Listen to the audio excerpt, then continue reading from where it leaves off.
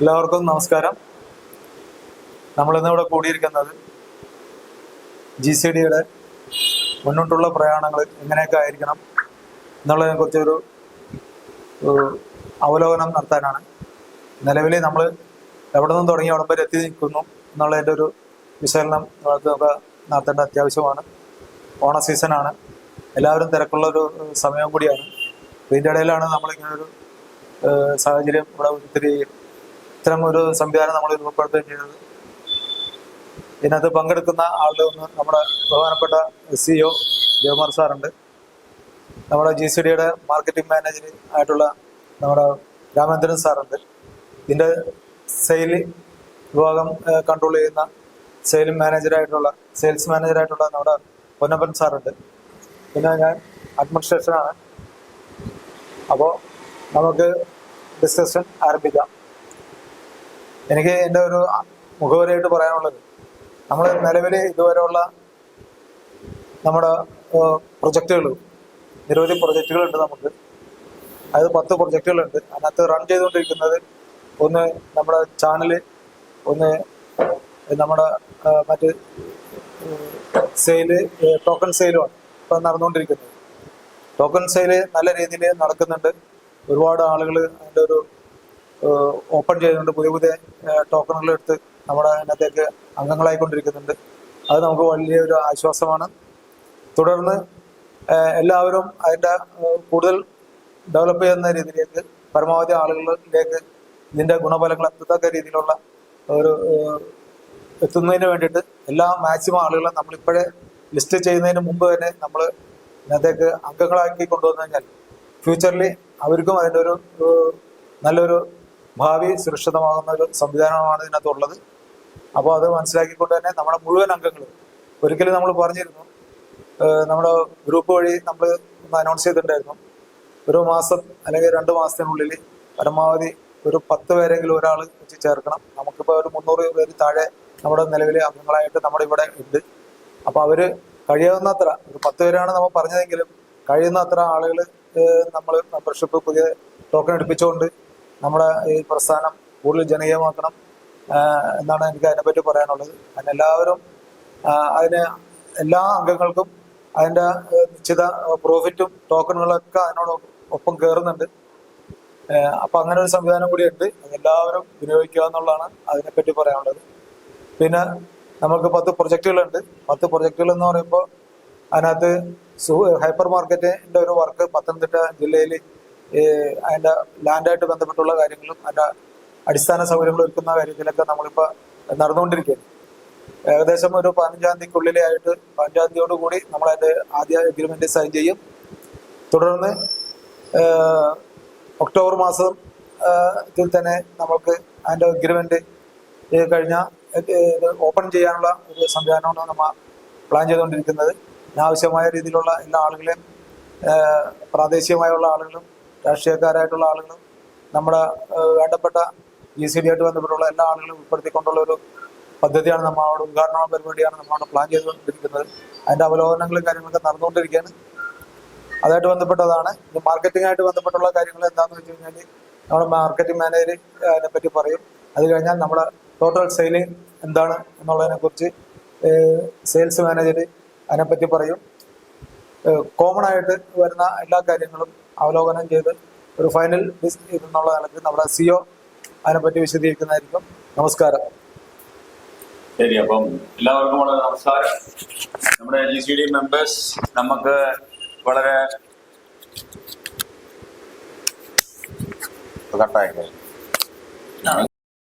എല്ലാവർക്കും നമസ്കാരം.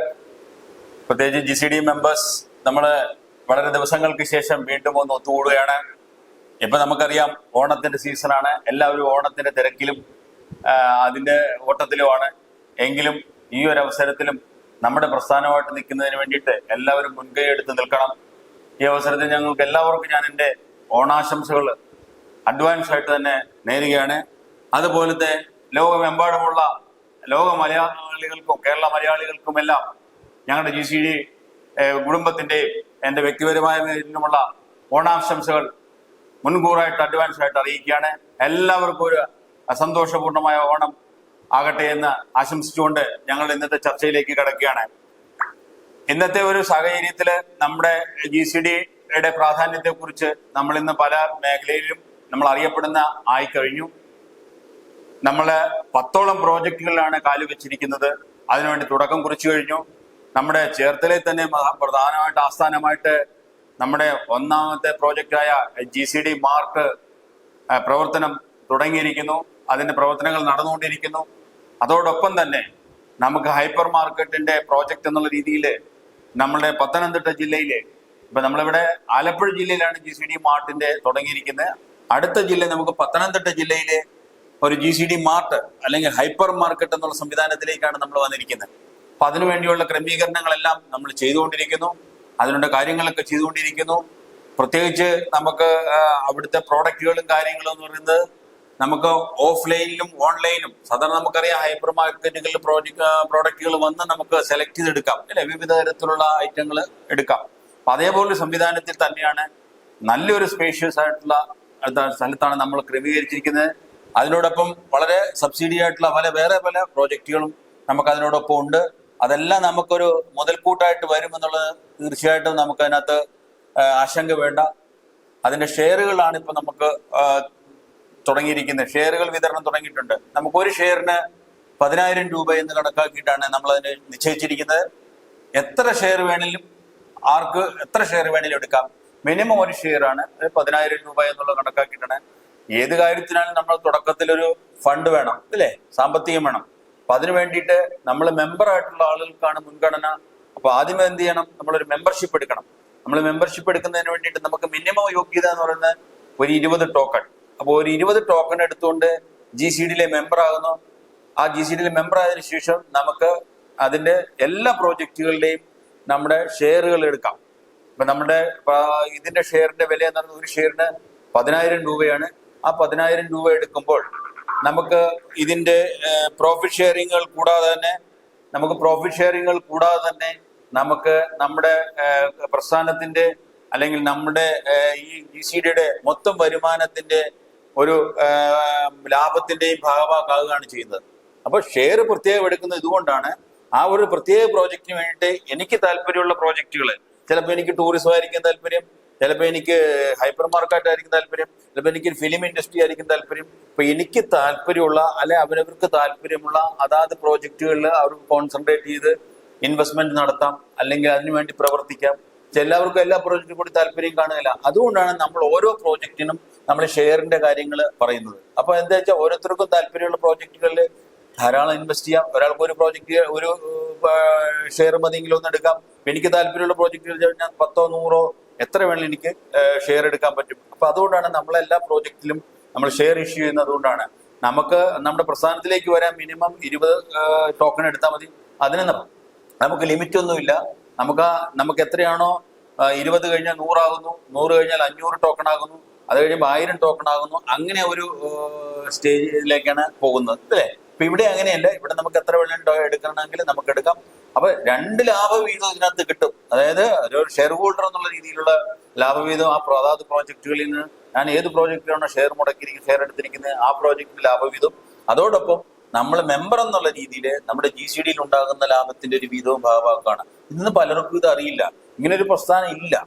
നമ്മുടെ പോലുള്ള ജനകീയ പ്രസ്ഥാനം ഇന്ന് നിലയിൽ വന്നിരിക്കുന്ന പോലെ ജനകീയ പ്രസ്ഥാനം ഇന്നില്ല.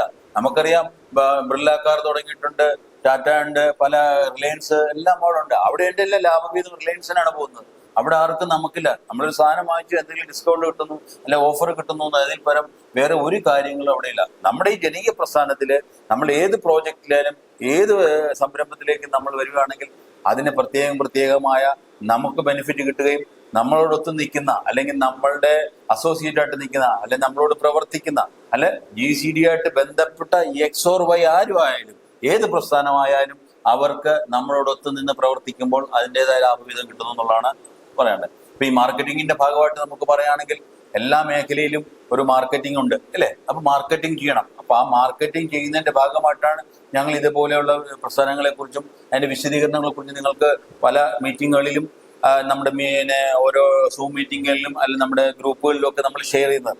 അത് നിങ്ങളത് ഉൾക്കൊള്ളണം, അതിന്റെ വാസ്തവികത ഉൾക്കൊള്ളണം. അപ്പൊ എങ്കിൽ മാത്രമേ നമുക്ക് ഇതിലേക്ക് വരാൻ പറ്റുകയുള്ളൂ.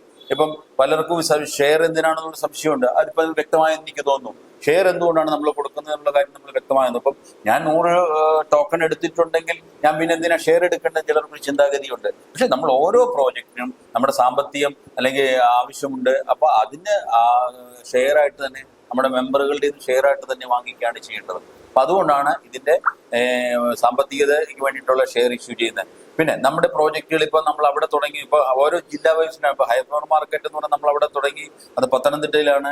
അതുപോലെ ഓരോ ജില്ലകളിലും നമുക്ക് ഇതുപോലെയുള്ള പ്രോജക്റ്റുകൾ സ്റ്റാർട്ട് ചെയ്യണം. അപ്പൊ ഈ ഹൈപ്പർ മാർക്കറ്റ് നമുക്ക് കേരളമെമ്പാടും ഓപ്പൺ ചെയ്യണം. ഓരോന്ന് 1 by 1 ആയിട്ടാണ് നമുക്ക് ചെയ്യാനുള്ളത്. അപ്പൊ ഇതേപോലുള്ള പ്രോജക്റ്റുകൾ മാർക്കറ്റിങ്ങും എല്ലാം നമ്മൾ ഉൾപ്പെടുത്തി ചെയ്യുമ്പോഴാണ് നമ്മുടെ ഓരോ പ്രോജക്റ്റിലും കിട്ടുന്ന ലാഭവീതങ്ങളും എല്ലാം നമുക്ക് ഇതിന്റെ മെമ്പറായിട്ടുള്ള അല്ലെങ്കിൽ നമ്മുടെ ഇതിന്റെ ഭാഗമായിട്ട് നിൽക്കുന്ന ആളുകൾക്ക് ഷെയർ ചെയ്യാൻ പറ്റുള്ളൂ. ഇതാണ് ഇതിന്റെ പ്രധാനപ്പെട്ട കാര്യങ്ങൾ. അപ്പൊ ഇത് നമുക്ക് പ്രധാനമായിട്ട് ചെയ്യേണ്ടത് എന്താ വെച്ചാൽ, നമ്മളുടെ പ്രോജക്റ്റിലേക്ക് വരാൻ താല്പര്യമുള്ള ആളുകളിലേക്ക് നമ്മുടെ ഈ പ്രസ്ഥാനത്തെ എത്തിക്കുക. നമ്മളുടെ ഈ പ്രസ്ഥാനത്തിലേക്ക് ധാരാളം ആളുകൾ ഇതിന് അറിവില്ലാതെ നിൽപ്പുണ്ട്. ഒരു കാര്യം ഉണ്ടെന്ന് പറയാൻ, ഇന്നത്തെ ഒരു സമയത്ത് നമ്മുടെ ക്രിപ്റ്റോ കറൻസി ബേസ്ഡ് ആണെന്ന് പറയുന്നത് കൊണ്ട് പലർക്കും അതിനെക്കുറിച്ച് ഒരു സംശയദൃഷ്ടിയോടെയാണ് നോക്കുന്നത്. അല്ലെ, ഗവൺമെന്റ് പോലും സംശയദൃഷ്ടിയോടെ. യഥാർത്ഥത്തിൽ ക്രിപ്റ്റോ കറൻസി എന്നല്ല, അതിൻ്റെ ഡിജിറ്റൽ കറൻസി എന്നുള്ള സംവിധാനത്തിലേക്കാണ്, ഡിജിറ്റൽ കറൻസി എന്ന് പറയുന്ന ഒരു സംവിധാനത്തിലേക്കാണ് നമ്മളെല്ലാവരും വന്നുകൊണ്ടിരിക്കുന്നത്. ഡിജിറ്റൽ കറൻസി എന്ന് പല വിധത്തിലുണ്ട്. അതേപോലെ ഉള്ളൊരു ക്രിപ്റ്റോ കറൻസി എന്ന് പറയുന്ന, അല്ലെങ്കിൽ നമ്മുടെ ടോക്കൺ എന്ന് പറയുന്ന, ഇതൊക്കെ ഡിഫറെന്റ് ആയിട്ടുള്ള ഒരു ഡിജിറ്റൽ കറൻസികൾ തന്നെയാണ്. അപ്പോൾ നമുക്കറിയാം, നമ്മുടെ അഡ്വാൻസ്ഡ് ആയിട്ടുള്ള അല്ലെങ്കിൽ മെച്ചപ്പെട്ട ഓരോ ബിസിനസ് സംരംഭങ്ങളും ഇത് ഏറ്റെടുത്തു കഴിഞ്ഞു. ഇപ്പൊ ലൂലു പോലുള്ള ആളുകൾ ഏറ്റെടുത്തു കഴിഞ്ഞു ക്രിപ്റ്റോ കറൻസി ഡീലിങ്. അതുപോലെ തന്നെ നമ്മുടെ ഈ നാട്ടിൽ തന്നെയാണെങ്കിലും മലബാർ ഗോൾഡ്, ജോയാൽക്കാസ്, എന്തിനെതിരെ പറയുന്നു, നമ്മുടെ ദുബൈയിൽ പോലും എയർപോർട്ടിനും അല്ലെങ്കിൽ ദുബൈയിൽ ഗവൺമെന്റ് പോലും പൂർണ്ണമായിട്ട് ഇനിയും സാലറി കൊടുക്കുന്നതും അവരുടെ എല്ലാ കാര്യങ്ങളും ക്രിപ്റ്റോ കറൻസി ബേസ് ചെയ്യുകയാണ്, ആ ഒരു സംവിധാനത്തിലാക്കുക. അപ്പൊ അതേപോലെയുള്ള വികസിതമായിട്ടുള്ള രാജ്യങ്ങളിൽ അതിനെ ഏറ്റെടുത്തപ്പോൾ നമ്മളും അത് ഏറ്റെടുക്കും. നമ്മുടെ ഇന്ത്യയിലും അത് പ്രാവർത്തികമാകും. ഇപ്പൊ ഇന്ത്യയിൽ ആദ്യമായി പ്രാവർത്തികമായിട്ടില്ലെങ്കിൽ പോലും ഇന്ന് ഇന്ത്യയിലെ അല്ലെങ്കിൽ ഇന്ത്യൻസ് വെളിയിൽ ഏൺ ചെയ്യുന്ന അല്ലെങ്കിൽ ലാഭവിഹിതം കിട്ടുന്ന ക്രിപ്റ്റോ കറൻസിയിൽ ഇന്ന് 30% ഇന്ത്യയിലെ ഗവൺമെന്റിലെ അല്ലെ ഇന്ത്യൻ ഇൻകം ടാക്സിൽ അവിടെ പിടിക്കുന്നുണ്ട്. ഇപ്രാവശ്യം നമ്മളെ ഇൻകം ടാക്സിന്റെ റിട്ടേണകത്ത് തന്നെ ക്രിപ്റ്റോ കറൻസിക്ക് പോയിട്ട് ഒരു കോളം തന്നെ വന്നിട്ടുണ്ട്. അപ്പൊ ക്രിപ്റ്റോ കറൻസിയുടെ വരുമാനം ഇന്ന് നമ്മുടെ ഇന്ത്യയിലെ ഇന്ത്യൻസ് ഈ ക്രിപ്റ്റോ കറൻസിയായിട്ട് ബന്ധപ്പെട്ട് ചെയ്യുന്ന അവർക്ക് ലാഭവിഹിതം ടാക്സ് കൊടുക്കുകയാണ്. മനസ്സിലായി? അപ്പൊ അതേപോലെ ഈ ക്രിപ്റ്റോ കറൻസി ബേസ്ഡ് ആയിട്ട് വരുന്നതുകൊണ്ട് ലോകമായിട്ട് എല്ലായിടത്തും എല്ലാവർക്കും ഒരേപോലെ പങ്കാളിത്തം വരുന്നതിന് വേണ്ടിയിട്ടാണ്. അത് ഡിജിറ്റൽ കറൻസി, ഒരേ കറൻസി എന്നുള്ള രീതിയിൽ പങ്കാളിത്തം വരുന്നതിന് വേണ്ടിയിട്ടാണ്. അപ്പൊ നമ്മുടെ എല്ലാ പ്രോജക്റ്റുകളും ക്രിപ്റ്റോ കറൻസി ബേസ്ഡ് ചെയ്ത് തന്നെയായിരിക്കും. നമ്മളും ഇന്ത്യൻ മണിയായിട്ട് INR ആയിട്ടാണ് നിക്ഷേപിക്കുന്നതെങ്കിൽ പോലും നമ്മളുടെ റിട്ടേൺസ് വരുമ്പോഴും അതിന്റെ ലാഭവീതം വരുമ്പോഴും അതിനെല്ലാം ക്രിപ്റ്റോ കറൻസി ബേസ്ഡ് ആയിട്ടാണ്. നമുക്ക് ലോകമായിട്ട് എല്ലായിടത്തും അതിന്റെ ട്രാൻസാക്ഷൻ നടന്ന രീതിയിൽ, വിനിമയം നടക്കുന്ന രീതിയിലാണ്. ഇന്ന് ഞാൻ നാളെ ജപ്പാനിൽ ഇരിക്കുകയാണെങ്കിലും അമേരിക്കയിൽ ഇരിക്കുകയാണെങ്കിലും ഞാൻ ഇന്ത്യയിൽ ഇരിക്കുകയാണെങ്കിലും എൻ്റെ എമൗണ്ട് എനിക്ക് എല്ലാ സ്ഥലത്തും വിഡ്രോ ചെയ്യാനും അല്ലെങ്കിൽ കൈകാര്യം ചെയ്യാനും സാധിക്കണം. അപ്പൊ അതാണ്. പിന്നെ അതാത് രാജ്യങ്ങളിൽ വരുമ്പോൾ അതാത് രാജ്യങ്ങളിലെ കറൻസി ആയിട്ട് നമുക്ക് എടുക്കാം. ഇന്ത്യയിൽ വരുമ്പോൾ INR ആയിട്ട് എടുക്കാം, ദുബൈ വരുമ്പോൾ റിയാലായിട്ട് എടുക്കാം.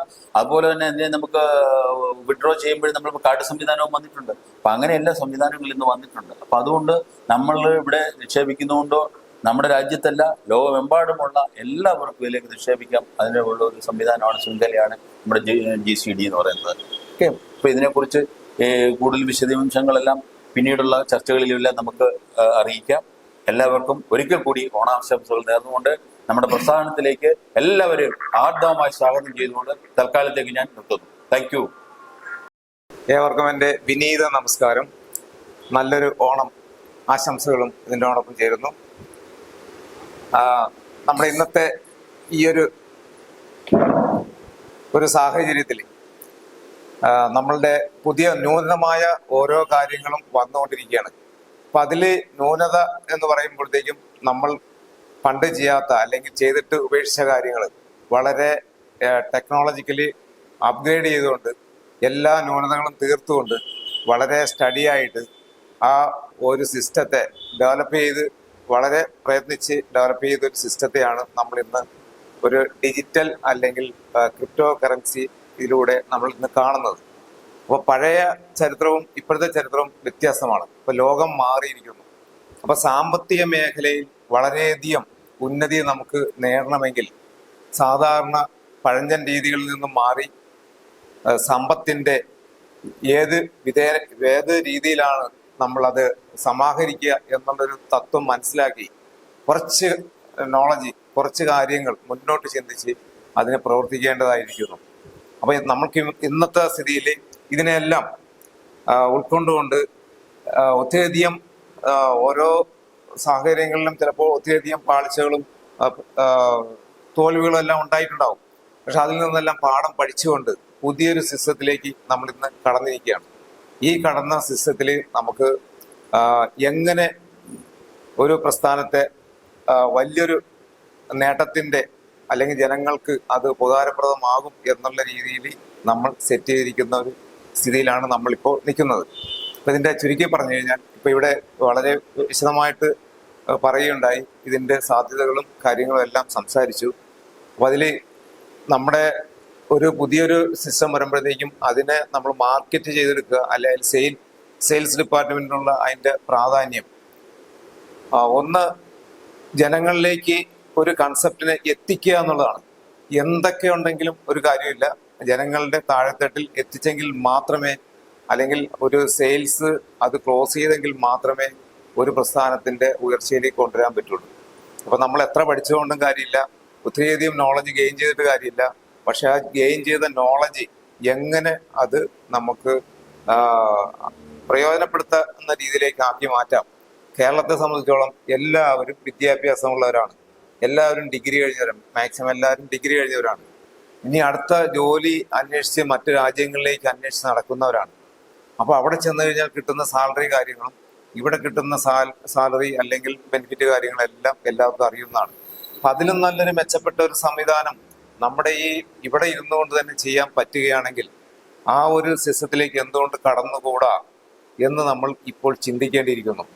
കാര്യം നമ്മളുടെ കഴിവുകളെ പ്രോത്സാഹിപ്പിക്കാനായിട്ട് അതിന് അനുസരിച്ചുള്ള സാമ്പത്തിക മേഖലയാണ് ഇപ്പോൾ ഞാൻ കൂടുതലായിട്ട് പറയുന്നത്.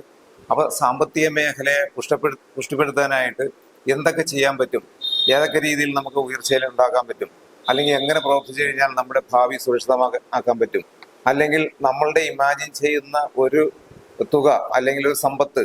ഇപ്പൊ സമൃദ്ധി എന്ന് പറയുമ്പോൾ നമ്മുടെ സമ്പത്തിലുള്ള സമൃദ്ധി, ആരോഗ്യത്തിലുള്ള സമൃദ്ധി, അല്ലെങ്കിൽ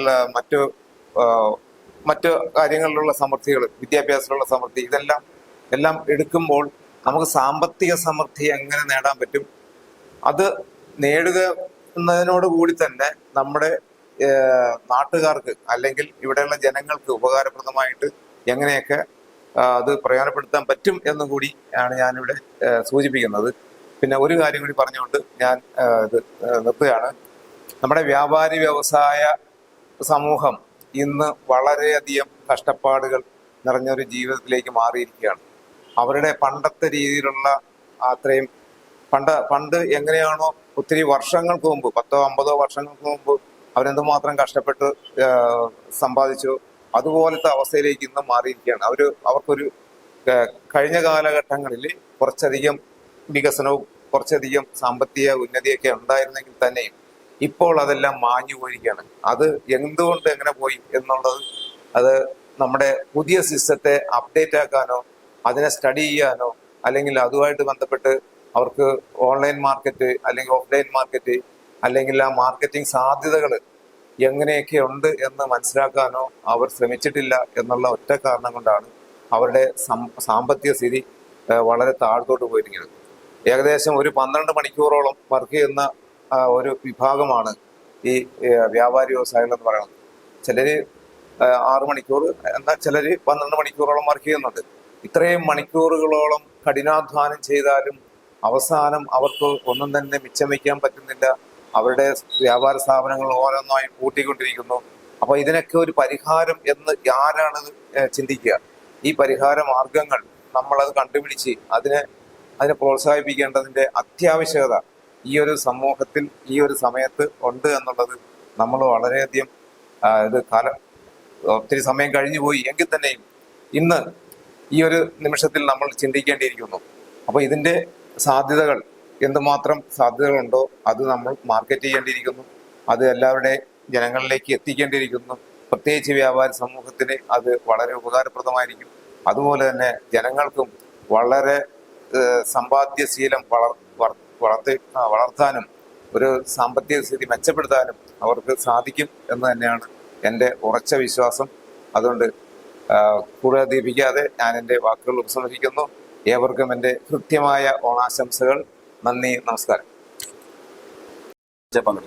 ഇന്നത്തെ ചർച്ചയിൽ CEO സാറേ. നമസ്കാരം സാറേ. നമസ്കാരം. ഇന്ന് ഞങ്ങൾ എല്ലാവരും കൂടി ഇന്ന് ഒരു ദിവസം അത്യാവശ്യമായിട്ടൊന്ന് കൂടിയാണ്. ഓണമായിരുന്നു. നമ്മുടെ പല പ്രോജക്റ്റുകളുടെയും കാര്യങ്ങളൊക്കെ ചർച്ചകൾ ഇങ്ങനെ നടക്കുന്നു.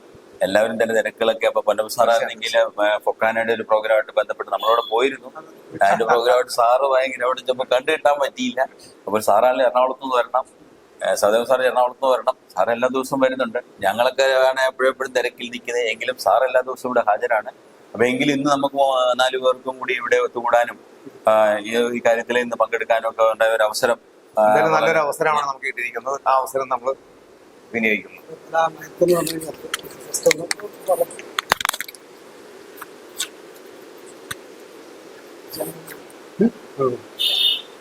അപ്പൊ എല്ലാവർക്കും നമസ്കാരം.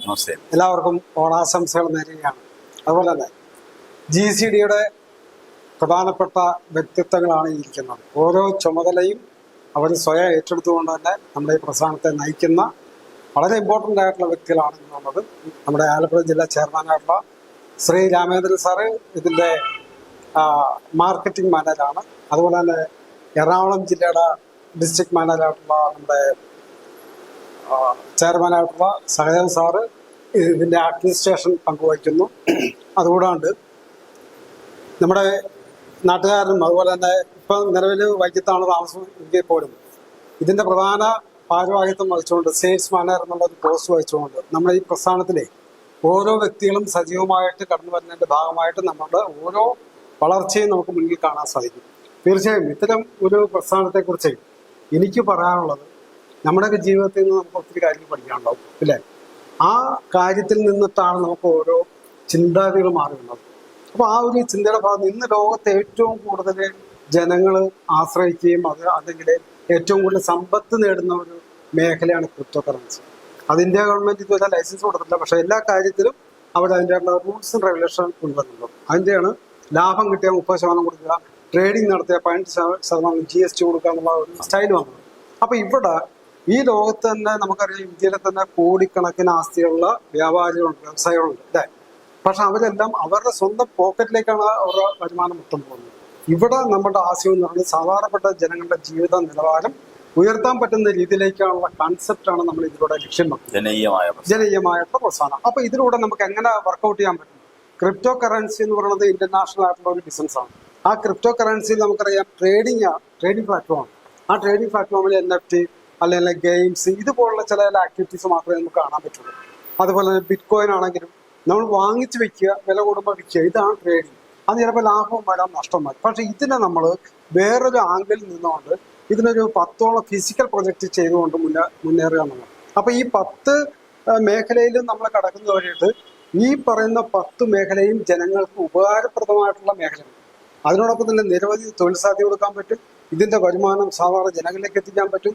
ഇത്തരത്തിലെ ഒരു കൺസെപ്റ്റ് ഇന്ന് ലോകത്ത് നിങ്ങൾ എവിടെ വേണമെങ്കിലും ഗൂഗിളിലോ അല്ലെങ്കിൽ ചാറ്റ് GPT ഒക്കെ നിങ്ങൾ സെർച്ച് ചെയ്യുക. അപ്പൊ ഇത്രയും വലിയൊരു പ്രസ്ഥാനത്തിന്റെ ഭാഗമാണ് നമ്മൾ. പക്ഷെ ഇത് നിങ്ങൾ അറിഞ്ഞ് വരുന്തോറും, ജനങ്ങൾ അറിഞ്ഞ് വരുന്തോറും ഓരോ വ്യക്തികളും ഇതിന്റെ ഭാഗമായിട്ട് മാറും.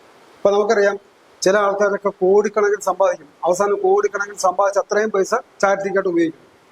എന്നാൽ ജീവിച്ചിരിക്കുന്ന സമയത്ത് കുറെ ചാറ്റ് ചെയ്യുന്ന കുറെ ആൾക്കാർ രക്ഷപ്പെടും. ഇത് അവസാന കാലഘട്ടത്തിൽ കൊണ്ടുപോയി എന്ത് ചെയ്യും? ചാറ്റ് ചെയ്യും. അപ്പൊ അങ്ങനെ ചെയ്യാതെ കൊണ്ട് അവനവന്റെ ജീവിത സാഹചര്യങ്ങളിൽ നമുക്ക് എങ്ങനെ സപ്പോർട്ട് ചെയ്യാൻ പറ്റും? ആ സപ്പോർട്ടിങ് ആണ് നമുക്ക് മെയിനായിട്ട് പബ്ലിക്കിന് കൊടുക്കേണ്ടത്. അപ്പൊ ഈ പ്രസ്ഥാനം കൊണ്ട് നമ്മൾ ലക്ഷ്യം വെക്കുന്ന എന്താണ്? ഇന്ത്യയിലെ തന്നെ ഏറ്റവും വലിയൊരു ജനകീയ പ്രസ്ഥാനം കൊണ്ടുവരിക. ഈ 10 മേഖലയിലും നിരവധി മാറ്റങ്ങൾ വരുത്തിക്കൊണ്ട് ജനങ്ങൾക്ക് ഉപകാരമുള്ള മേഖലയിലേക്ക് കടന്നു ചെല്ലുക എന്നുള്ളതാണ്. ഇതിനിപ്പം നിങ്ങൾക്കറിയാം, സ്റ്റാർട്ടിങ് സമയത്ത് നിങ്ങളുടെ ഉണ്ടായിരുന്ന ആ ഒരു വിശ്വാസവും കാര്യങ്ങളല്ല ഇപ്പോൾ ഉള്ളത്. എത്രത്തോളം നിങ്ങൾ ഈ പ്രസ്ഥാനത്തിനോട് അടുത്ത് നിൽക്കുന്നുവോ അത്രത്തോളം പ്രസ്ഥാനത്തിന്റെ എല്ലാവിധ കാര്യങ്ങളും ഏറ്റവും അറിയാൻ പറ്റും. പക്ഷെ പുറമേ നിന്നൊരാള് ഇതിനെപ്പറ്റി സംസാരിക്കുകയാണെങ്കിൽ നമുക്ക് എന്തറിയാൻ പറ്റും? ഇതിനെപ്പറ്റി പൂർണ്ണമായിട്ട് അറിയാൻ പറ്റിയല്ല. അങ്ങനെ പൂർണ്ണമായിട്ട് അറിയാൻ പറ്റാണ്ട് വരുമ്പോൾ ഇതിനകത്ത് തെറ്റിദ്ധാരണ ഉണ്ടാവും. ഇന്ന് നമുക്കറിയാം TV തുറന്നു കഴിഞ്ഞാൽ എല്ലായിടത്തും തട്ടിപ്പും വെട്ടിപ്പും നടത്തിയ കഥകൾ മാത്രമാണ് നമുക്ക് കാണാൻ പറ്റുന്നത്. പക്ഷെ നമ്മുടെ ഈ പ്രസ്ഥാനത്തിനകത്ത് 1% പോലും ആ ഒരു തട്ടിപ്പിന്റെ മേഖല യാതൊരു രീതിയിലും അതിനകത്ത് ബാധിക്കില്ല. അതിനാണ് ഞാൻ പറയുന്നത്, നിങ്ങൾ എപ്പോഴും അടുത്ത് നിന്ന് പെരുമാറുമ്പോഴാണ് ഈ പ്രസ്ഥാനത്തിനകത്തുള്ള വരും വരായികളും ഓരോ കാര്യങ്ങളും നമുക്ക് ബോധ്യപ്പെടുന്നത്. പക്ഷെ അകലെ നിൽക്കുന്നവർക്ക് മനസ്സിലാവും ഇല്ല. പക്ഷെ അവർക്ക് ഫ്യൂച്ചറിൽ മനസ്സിലാവും. കാരണം നമ്മുടെ ഈ പ്രവർത്തനം എല്ലാ രീതിയിലും വ്യാപിച്ചു വരുമ്പോൾ ജനങ്ങൾക്കത് മനസ്സിലാവും. നമ്മുടെ എന്താണ് നമ്മുടെ ലക്ഷ്യം എന്നുള്ളതും അതെങ്ങനെ വർക്കൗട്ട് ചെയ്യണമെന്നുള്ളവർക്ക് മനസ്സിലാവും. ഇപ്പൊ നിരവധി ആൾക്കാർ നമ്മുടെ മെമ്പേഴ്സ് തന്നെ പല ആൾക്കാരും കൃത്യമായിട്ട് പറയുമ്പോൾ അവർ പറയുന്നത്, ഓ ഇതുപോലെയൊക്കെ ഞങ്ങളുമൊക്കെ കേട്ടിട്ടുണ്ട്, തട്ടിപ്പാണ് വെട്ടിപ്പാണെന്നൊക്കെ പറയാം. അത് അവരെ കുറ്റം പറയാൻ പറ്റത്തില്ല. കാരണം അവര് പല രീതിയിലും പൈസ പോയ ആൾക്കാർ. അപ്പൊ ഇതിനെ നമ്മൾ എന്ത് ചെയ്യണം? ഇതിനെ അവര് നമ്മളുടെ ഒരു ഭാഗമാക്കി മാറ്റിക്കഴിഞ്ഞാൽ അവർക്ക് ഈ കാര്യങ്ങൾ പൊതുവായിട്ട് എല്ലാവർക്കും അറിയാൻ പറ്റും. ഇങ്ങനെ നമ്മൾ ഓരോ കാര്യം ചെയ്ത് ജനങ്ങളിലേക്ക് ഇറങ്ങി ചെന്ന് കഴിഞ്ഞാൽ നമ്മൾ ഈ പറഞ്ഞ 10 വർഷം, അതായത് 2035 ആകുമ്പോൾ ഇവിടുത്തെ ഏറ്റവും വലിയ ജനകീയ പ്രസ്ഥാനമായിട്ട് മാറണം. മനസ്സിലായില്ലേ? ഇന്നിപ്പോ നമുക്ക് ഏതൊരു വലിയ വർക്കുണ്ടെങ്കിലും ആർക്കാ കിട്ടുന്ന? ഇവിടെ പ്രധാനപ്പെട്ട 2-3 കമ്പനിക്കാർക്ക് മാത്രമാണ് ഗവൺമെന്റ് പോലും ആശ്രയിക്കുന്നത്. എന്തുകൊണ്ടാണ്? അവർ ഗവൺമെന്റ് ചെയ്യാൻ പറ്റത്തില്ല. ആ സ്ഥാനത്ത് നമ്മളിപ്പോ 4 പേര് കൂടി, ഈ 4 പേരുടെ ശക്തി ഒന്ന് വേറെയാണ്. അത് 40 പേരാകുമ്പോഴും അത് 400 പേരാകുമ്പോഴും അങ്ങനെ ജനങ്ങളുടെ ഒരു കൂട്ടായ്മ ഇവിടെ സൃഷ്ടിച്ചു കഴിഞ്ഞാൽ ഇന്ത്യ പോലുള്ള ഒരു രാജ്യത്ത് നമുക്ക് നിരവധി കാര്യങ്ങൾ ചെയ്യാൻ പറ്റും. ആ കാര്യങ്ങളിലൂടെ നമുക്ക് സാധാരണപ്പെട്ടവർക്ക് ജീവിക്കാനുള്ള വരുമാനവും അവർക്ക് ആ ടോക്കൺ കിട്ടുന്നവരുടെ ബെനിഫിറ്റും കിട്ടും. പിന്നെ അടുത്തൊരു കാര്യം പറയാനുള്ള ഹൈപ്പർ മാർക്കറ്റാണ്. ഈ ഹൈപ്പർ മാർക്കറ്റ് സിസ്റ്റം എന്താണ്? നമ്മളിപ്പോൾ നമ്മുടെ GCD മാർട്ട് ഓൺലൈൻ ഏകദേശം 125 കമ്പനികളുടെ പ്രോഡക്റ്റ് ഇപ്പോൾ ഓൾറെഡി വന്നു കഴിഞ്ഞു. ഈ കമ്പനിയിൽ നിന്ന് ഡയറക്റ്റ് നമുക്ക് സാധനം കിട്ടുന്ന വഴി നമുക്ക് വളരെയധികം വില കുറച്ച് ജനങ്ങൾക്ക് എത്തിക്കാൻ പറ്റും. ഒരു പ്ലസ് പോയിന്റ് അതാണ്. രണ്ടാമത്, ഹൈപ്പർ മാർക്കറ്റിൽ ഈ ഷെയർ എടുക്കുന്ന ആൾക്കാർക്ക് അവരെടുക്കുന്ന തുകയ്ക്ക് തത്തുല്യമായിട്ട് ടോക്കൺ കൊടുക്കുന്നു. അത് പ്രീമിയം പ്ലാൻ, അത് 15-ാം തീയതി വരെ ഉണ്ട്. അപ്പൊ ഈ തത്തുല്യമായിട്ടുള്ള ടോക്കൺ കിട്ടുന്ന വഴിയുള്ള നേട്ടം എന്താണ്? ടോക്കണിന്റെ മൂല്യം വർദ്ധിച്ച് വലിയൊരു അസറ്റായിട്ട് സൈഡ് മാറുകയും ഹൈപ്പർ മാർക്കറ്റിൽ നിക്ഷേപിച്ചതിന് 40% നമുക്ക് അതിനകത്ത് ലാഭവിധം അതിനകത്ത് ഇൻവെസ്റ്റ് ചെയ്തവർക്കുണ്ടാവും. 30% എല്ലാ GCD മെമ്പേഴ്സിനും ഉണ്ടാവും. ഹൈപ്പർ മാർക്കറ്റ് അല്ല, ഏത് പ്രൊജക്റ്റിൽ ഇൻവെസ്റ്റ് ചെയ്യാൻ സാധ്യത ഇല്ലാത്ത ആൾക്കാർക്ക് അല്ലെങ്കിൽ പൈസ ഇല്ലാത്ത ആൾക്കാർക്ക് കൂടി വരുമാനം കിട്ടാൻ 30% നമ്മൾ അവിടെ മാറ്റി വെച്ചിട്ടുണ്ട്. 20% അതാത് മേഖലയുള്ള ഡെവലപ്മെന്റിന് മാറ്റി വെച്ചിട്ടുണ്ട്. 10% ഈ പ്രസ്ഥാനത്തെ നയിക്കുന്ന മാനേജ്മെന്റിന് വേണ്ടി മാറ്റി വെച്ചിട്ടുണ്ട്. ഇതാണ് നമ്മുടെ ടോട്ടലി ആയിട്ടുള്ള ഒരു പ്രോഫിറ്റ് ഷെയർ എന്ന് പറയുന്നത്. അപ്പൊ നിലവിലിപ്പോൾ കുറെ ആൾക്കാർ ഇപ്പം ഹൈപ്പർ മാർക്കറ്റിന് ഷെയർ എടുത്തു കഴിഞ്ഞു. ഈ 15-ാം തീയതി വരെ ഉള്ളു നമ്മുടെ ഈ പ്രീമിയം പ്ലാൻ ഉൾപ്പെടുത്തുള്ളൂ. അത് കഴിഞ്ഞാൽ പിന്നെ നമ്മളത് ബേസിക് പ്ലാനിലുള്ള ടോക്കൺ മാത്രമായിരിക്കും കൊടുക്കുന്നത്. അതും തത്തുല്യമായിട്ടുള്ള ടോക്കൺ കൊടുക്കുന്നു. അപ്പോഴും അവർക്ക് ബെനിഫിറ്റ് എന്ന് വെച്ചാൽ ഒന്ന് ഗ്യാരണ്ടീഡ് ആണ്. ആ ടോക്കൺ കിട്ടുന്ന വഴി അവർക്ക് ഗ്യാരണ്ടീഡ് ആണ്. നമ്മളുടെ ഈ ടോക്കണിന്റെ മൂല്യം $1 ഇപ്പോഴത്തെ റേറ്റെങ്കിൽ അത് 100 ആയാലും 1000 ആയാലും 10,000 ആയാലും 1,00,000 ആയാലും അത് അവരുടെ വലിയ അസറ്റായിട്ട് മാറുന്നതാണ്. അപ്പൊ സൂപ്പർ മാർക്കറ്റെയോ അല്ലെങ്കിൽ നമ്മൾ ചെയ്യുന്ന ബിസിനസ്സിനകത്ത് അല്പം വരുമാനം കുറഞ്ഞാൽ പോലും ഇവർക്ക് ഇപ്പുറത്ത് ഒന്നെന്താണ് ടോക്കണിന്റെ മൂല്യം വർദ്ധിച്ച് വരുമാനം കിട്ടുന്നത്. 2, ഈ കാണുന്ന പ്രൊഡക്റ്റ് എല്ലാം നിങ്ങൾക്ക് വളരെ വില കുറച്ച് 50%, ചില പ്രൊഡക്റ്റൊക്കെ 50% വില കുറച്ച് വാങ്ങിക്കാൻ പറ്റും. അതുകൂടാണ്ട് നമുക്ക് നേരിട്ട് നമ്മുടെ ഹൈപ്പർ മാർക്കറ്റിൽ ചെന്ന് പർച്ചേസ് ചെയ്യുന്ന വഴി ക്വാളിറ്റിയുള്ള സാധനം മേടിക്കാം. അപ്പൊ ഇത്തരം കാര്യങ്ങളാണ് നമ്മൾ ഒരു കാര്യം മാറ്റി ചെയ്യുന്നത്. അതേപോലെ തന്നെ ഹൈപ്പർ മാർക്കറ്റ് പത്തനംതിട്ടയിലാണ് നമ്മൾ സ്റ്റാർട്ട് ചെയ്യുന്നത്. ആ പത്തനംതിട്ട ജില്ലക്കാർക്ക് വേണ്ടിയിട്ട് 1000 പേർക്ക് 20 ടോക്കൺ വെച്ച് നമ്മൾ കൊടുക്കാനുള്ള പദ്ധതി. അതായത് ഒരു 10,000 രൂപയുടെ സാധനം പർച്ചേസ് ചെയ്താൽ 2-3 മാസം കൊണ്ട് പർച്ചേസ് ചെയ്താൽ 20 ടോക്കൺ വെച്ച് ഒരു കുടുംബത്തിന് കൊടുക്കും. ഒരാൾക്ക് കൊടുക്കും, ഒരു കുടുംബത്തിന്. അങ്ങനെ ഒരു കുടുംബത്തിന് കൊടുത്തു കഴിഞ്ഞാൽ ഈ 1000 കുടുംബങ്ങൾക്ക് 20 ടോക്കൺ കൊടുക്കുന്ന വഴിയുള്ള നേട്ടം എന്താണ്? ഒന്ന്, സാധനം പകുതി വിലക്ക് കിട്ടി, അല്ലെങ്കിൽ വില കുറച്ച് സാധനം കിട്ടി. രണ്ടാമത്തെ, നമ്മൾ കൊടുക്കുന്ന ഈ 20 ടോക്കൺ വെച്ച് അവർക്ക് ആഫ്റ്റർ 10 years കഴിയുമ്പോൾ അതിന്റെ മൂല്യം എന്ന് പറയുന്നത് തന്നെ വലിയൊരു എമൗണ്ട് ആയിരിക്കും. അതുപോലെ ഈ നമ്മൾ ചെയ്യുന്ന എല്ലാ പ്രൊജക്ടിന്റെയും ലാഭം ഇവർക്ക്. അപ്പൊ ഇത്തരത്തിലുള്ള ഒരു സംവിധാനം ലോകത്ത് തന്നെ ആദ്യമായിട്ടാണ് ചെയ്യുന്നത്. നിങ്ങൾ എവിടെ വേണമെങ്കിലും പരിശോധിക്കാം. അപ്പൊ അത്രയും വലിയൊരു പ്രസ്ഥാനത്തിന്റെ ഭാഗമായി നിങ്ങൾ പ്രവർത്തിക്കാൻ വന്നതിൽ തന്നെ എനിക്ക് നിങ്ങളോട് പ്രത്യേകം നന്ദി കടപ്പാടും എനിക്കുണ്ട്. കാരണം നിങ്ങളുടെ ഈ പ്രായത്തിൽ ഇതേപോലെ എനർജിക്കായിട്ടിരിക്കുന്നത് ഇതൊക്കെ എന്ന് വെച്ചാൽ 10-27 വയസ്സ് അല്ലെങ്കിൽ 10-30 വയസ്സുള്ള പിള്ളേരുടെ കയ്യിലേക്ക് കിട്ടിക്കഴിഞ്ഞാൽ അവർ വേറെ ലെവലിലേക്ക് കൊണ്ടുപോകും. പക്ഷെ ഇപ്പോഴും ഏകദേശം നമ്മളെന്താ ഒരു പ്രായക്കാരൻ ഇപ്പൊ 30 വയസ്സ് വെച്ച് പക്ഷെ ഈ 30 വയസ്സുകാരുടെ എനർജിയാണ് ഞാൻ കാണുന്നത്. കാരണം എനിക്കും ഇപ്പൊ എത്ര വയസ്സുണ്ട്, വയസ്സ് പറയുന്നില്ല. എന്നാൽ പോലും നമ്മൾ ഏകദേശമൊക്കെ വലിയ വ്യത്യാസമൊന്നുമില്ല എന്നെനിക്ക് തോന്നുന്നു. ശകലം കൂടി മൂപ്പുള്ളത് രാമേന്ദ്രൻ സാറാന്ന് തോന്നുന്നു. പക്ഷെ പക്ഷെ പക്ഷെ വേറെ ഉണ്ട്. രാമേന്ദ്രൻ സാറ് ഓടാൻ ഭയങ്കര ബുദ്ധിമുട്ടാണ്. കാരണം എവിടെ വേണമെങ്കിലും ഓടിപ്പോവും, കാര്യം ഏൽപ്പിച്ചു കൊടുത്താൽ മതി. അതുപോലെ ഇപ്പൊ സാധാരണ സാറ് നിങ്ങളെല്ലാം റിട്ടയർമെന്റ് ലൈഫാണ്. ഞാൻ റിട്ടയർമെന്റ് ആയിട്ടില്ല, ഞാൻ തുടങ്ങാൻ പോകണേ ഉള്ളൂ. കാരണം റിട്ടയർമെന്റ് എന്ന് പറയുമ്പോൾ എന്താ, സ്വസ്ഥം, സമാധാനം. പക്ഷെ എനിക്ക് ഇരിക്കാൻ പറ്റിയത് ഞാൻ എന്നും അവസ്ഥയുണ്ട്. റിട്ടയർമെന്റ് അല്ല അല്ലാത്തൊരവസ്ഥ. പക്ഷെ നമ്മൾ ഒരു ബേസിക് വലിയ പറയുമ്പോ ഒരു ജോലിയിൽ നിന്ന് വിരമിച്ച കാലാവധി എന്നാണ് പൊതുവെ പറയുന്നത്. പക്ഷെ എന്നിരുന്നാലും നമ്മൾക്ക് ഈ കിട്ടുന്ന എനർജി നിങ്ങൾ വേണ്ട രീതിയിൽ ഉപയോഗിച്ച് കഴിഞ്ഞാൽ നിങ്ങൾ കുറച്ചുകൂടി ചെറുപ്പമാവും. എന്താ കാരണം എന്നറിയാമോ? നിങ്ങൾക്ക് വരുമാനം ഉണ്ടാകുന്നത് മാത്രമല്ല, നിങ്ങൾ മറ്റുള്ളവരെ കൂടി ഉയർത്തിക്കൊണ്ടുവരികയാണ്. അവിടെയാണ് നമുക്ക് ഹാപ്പിനെസ് ഉണ്ടാകുന്നത്. ഇപ്പൊ ഞാൻ ജോലി ചെയ്ത് ശമ്പളം മേടിച്ചെന്റെ പോക്കറ്റ് കിട്ടും. പക്ഷെ അതിനോടൊപ്പം നിങ്ങൾക്ക് കൂടി വരുമാനം ഉണ്ടാക്കി തരുന്ന രീതിയിലേക്ക് കാര്യങ്ങൾ മാറുമ്പോൾ നമ്മുടെ ഈ പ്രസ്ഥാനം വളരെയധികം മെച്ചപ്പെട്ട ലെവലിലേക്ക് പോകും. അതുകൊണ്ട് എനിക്ക് കൂടുതൽ നമുക്ക് അടുത്ത വീഡിയോയിലൊക്കെ പറയാം. അതുകൊണ്ട് ഈ ഇന്നത്തെ ദിവസം ഇവരെല്ലാവരും കൂടെ പങ്കെടുത്ത് നമ്മുടെ ഓഫീസിൽ പങ്കെടുത്തതിനെ പറ്റിയൊക്കെ 2 വാക്ക് പറഞ്ഞതിൽ ഒത്തിരി സന്തോഷം. എല്ലാവരും പ്രത്യേകം നന്ദി പറയാണ്. അതുകൊണ്ട് എല്ലാവർക്കും ഒരിക്കൽ കൂടി ഓണം ആശംസിക്കുകയാണ്. അപ്പൊ എന്താണ് എല്ലാവരുടെയും ഓണാശംസകൾ. ഓണാശംസകൾ.